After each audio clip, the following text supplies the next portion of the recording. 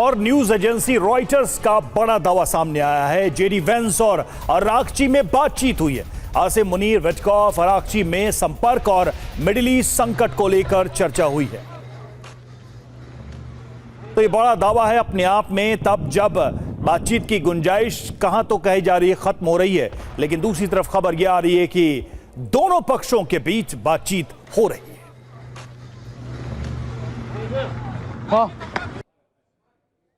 और cease fire को लेकर एक और बड़ी खबर पाकिस्तान के जरिए प्रस्ताव मिला है। ईरान ने इस बात को स्वीकार किया।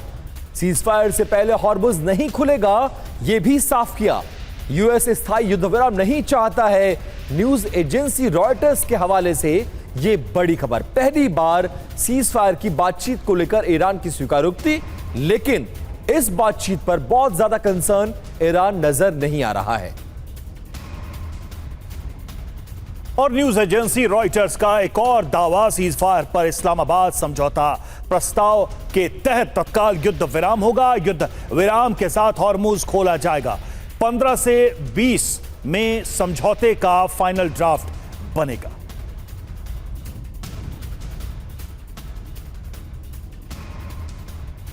तो 15 से 20 दिन में इसका रास्ता निकलेगा, यह बताया जा रहा। फाइनल समझौते का जो है ड्राफ्ट तैयार होगा। सीधे चलेंगे मनीष के पास। मनीष हमारे साथ जुड़े हुए। मनीष, जिस तरीके से एक तरफ तो खबरें आ रही हैं कि बातचीत चल रही है बैकडोर चैनल से, लेकिन ट्रंप के जो पोस्ट होते हैं उनकी भाषा हम देखें, जो अल्टीमेटम के लिए जो लाइन सेट कर रहे हैं वो सब देखें, और इस बीच हमले लगातार जो हो ही रहे हैं वो सब आप भी दिखा रहे हैं, पूरी दुनिया देख रही है। तो वाकई में बातचीत ये चल भी रही है या फिर इन खबरों को प्लांट किया जा रहा है बातचीत के बहाने?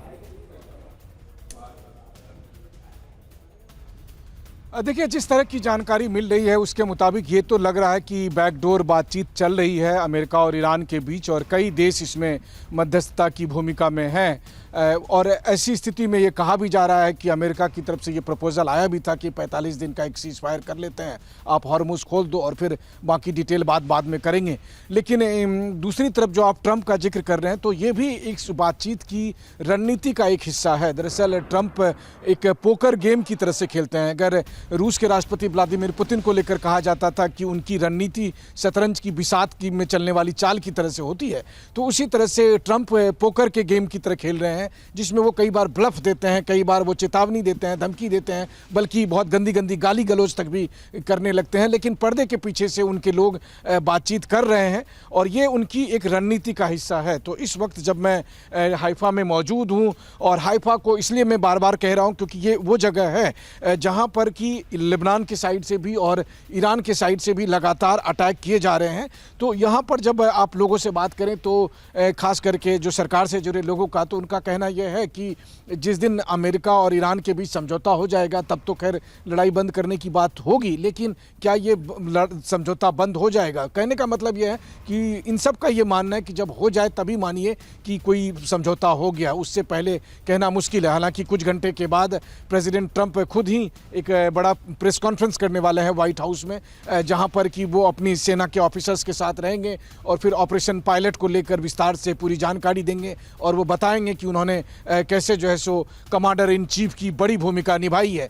तो जाहिर है कि ट्रंप अपने मूड में है, अपने अंदाज में चल रहे हैं और ईरान को धमका भी रहे हैं। रही बात ईरान का, तो ईरान की तरफ से मिसाइलों के आने का सिलसिला लगातार जारी है, और इजराइल उसकी जवाबी कार्रवाई में, जब आप मुझसे सवाल कर रहे थे उस वक्त ठीक हाइफा के आसमान में इजरायली फाइटर जेट गुजरे थे जिसकी आवाज़ जब मुझे सुनाई पड़ रही है। तो देखिए, हर तरफ है स्ट्राइक, दोनों तरफ से दोनों जगह पर हो रहे हैं। इजराइल पर भी लिमिटेड मात्रा में, लेकिन नुकसान तो हो ही रहा है। मैं ये नहीं कहता कि ईरान में होने वाली तबाही से इसकी तुलना की जाए, क्योंकि मुझे लगता है वो कई सौ गुना का फर्क है, लेकिन इसके बावजूद इस तरह की तबाही, बिल्कुल मनीष, तबाही हो रही है और इसका असर दोनों तरफ पड़ता हुआ नजर आ रहा है, और हाइफा से लगातार आप हमें रिपोर्ट भी दिखा रहे हैं। फिलहाल आपका बहुत शुक्रिया मनीष इस जानकारी के लिए।